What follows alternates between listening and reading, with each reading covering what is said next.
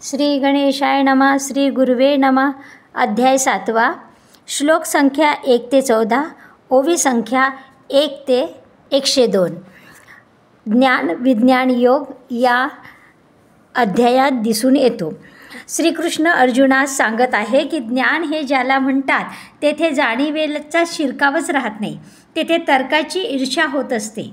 बाकीचे सर्व प्रपंच ज्ञान हे विज्ञान तू समज. प्रकृती म्हणून जिला म्हणतात ती अर्थात श्रीकृष्णाची माया आहे आणि ती 8 प्रकारची असते. तिच्यापासून त्रैलोक्याची उत्पत्ती होत असते.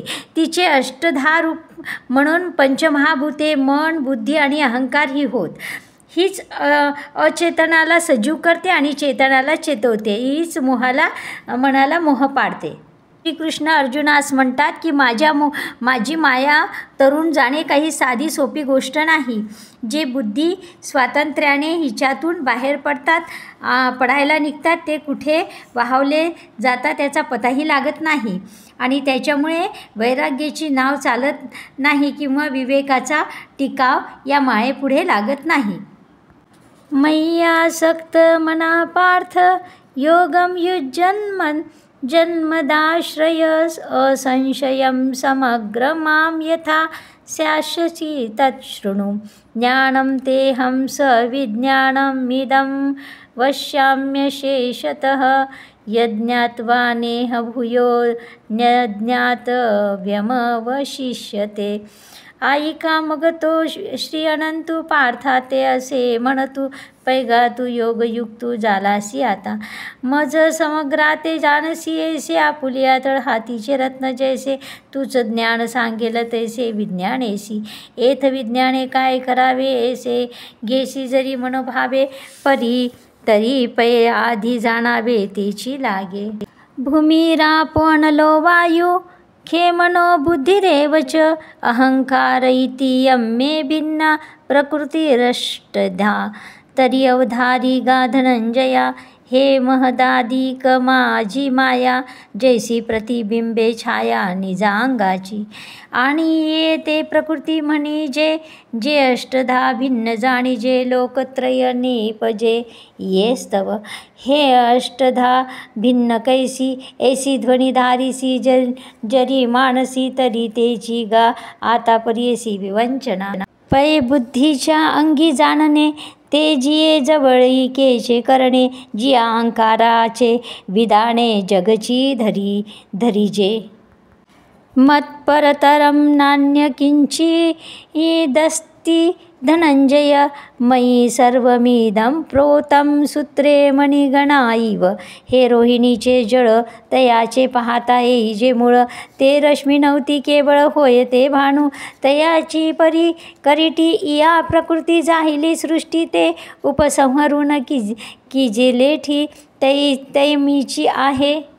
बीजम्मा सर्वभूतानां विद्धि पार्थ सनातनं बुद्धिमतामस्मि तेजस्तेजखीनामहं बलं बलवता चाहं कामरागविवर्जितं धर्माविरुद्धभूतेषु कामोऽस्मि भरतर्षभ. पै आदिचेनी अवसरे विरूढे गगना चेनी अंकुरे जे अतिगिळी अक्षरे प्रणव पिठीची.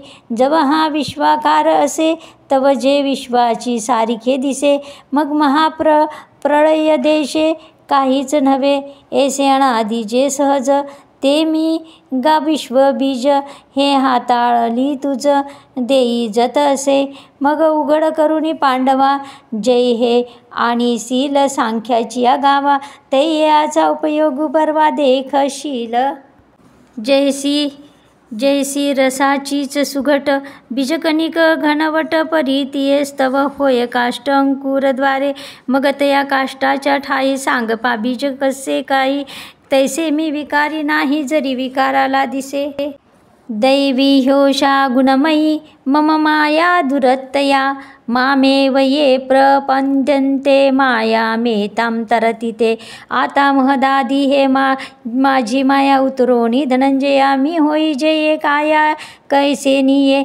जिये ब्रह्मचर्याचा गाडा पहिली या संकल्प संजळाचा उभडा, सेवेची महाभूतांचा बुडबुडा सानाला. अर्जुना, श्रीकृष्ण म्हणतात की अर्जुना, माझे ठाई तू आपले मन अनन्य प्रेमाने आश्रय घेऊन योग साधत जाशील आणि अशा आत्मरूप होऊन जाशील, तर ज्याप्रमाणे तळहातावरचे रत्न पूर्णपणाने जाणले जाते त्याप्रमाणे तू मला पूर्णपणे जाणशील आणि विज्ञान सहित ज्ञान तुला भेटेल. आणि तुला ज्ञानाचा एकंदरीत उपदेश केल्यानंतर मात्र ब्रह्मविषयक अज्ञान आणि प्रपंचाचे सत्य तुला पूर्णपणे समजेल आणि अज्ञान तुझे नष्ट होईल. ज्याप्रमाणे आपल्या शरीराची छाया जशी असते त्याप्रमाणे महत्त्व जिचे पहिले कार्य आहे, ही पृथ्वीपर्यंत परिणामाला प्राप्त झालेली असते, ती माझी माया आहे, म्हणजे श्रीकृष्णाची माया आहे आणि या मायेलाच प्रकृती असे म्हणतात. आता जगाची ही कारणात्मक अवस्था आहे. प्रकृती ही 8 प्रकारांनी भिन्न आहे. या प्रकृतीपासून त्रैलोक्याचीच उत्पत्ती होत असते.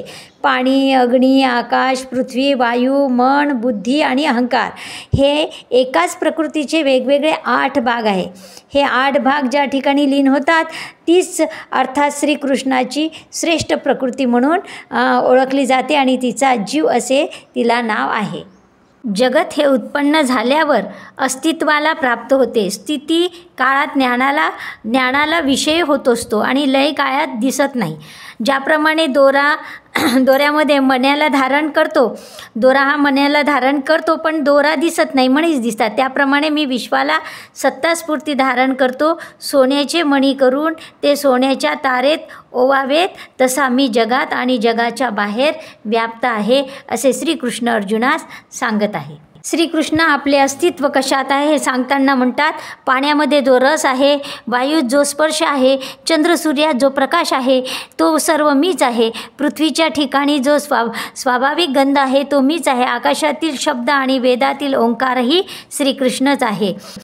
जे सात्विक, राजस, तामस पदार्थ आहे ते श्रीकृष्ण म्हणतात की माझ्या स्वरूपासून उत्पन्न झालेले आहे, परंतु त्या पदार्थामध्ये मात्र मी नाही.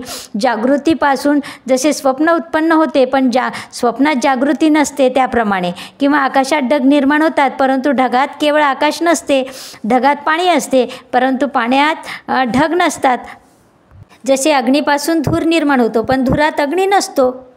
ज्याप्रमाणे मोती हे पाण्यापासून निर्माण होतात पण पाण्यात विरघळत नाहीत, त्याचप्रमाणे सर्व प्राणी मात्र हे खरोखर माझे अवयव आहे, पण अहंकारामुळे मनुष्यास भ्रांत होते. जे अहंकार रहित असतात ते मायेतून तरून जातात, अर्थात जे अंतःकरणाने शुद्ध असतात ते माया तरून जातात.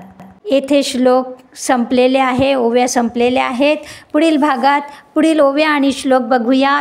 विराम घेते. श्री स्वामी समर्थ. श्री गुरुदेव दत्त. जय जय स्वामी समर्थ. कृपया माझ्या चॅनलला सबस्क्राईब करा. आवडल्यास लाईक व शेअर करा.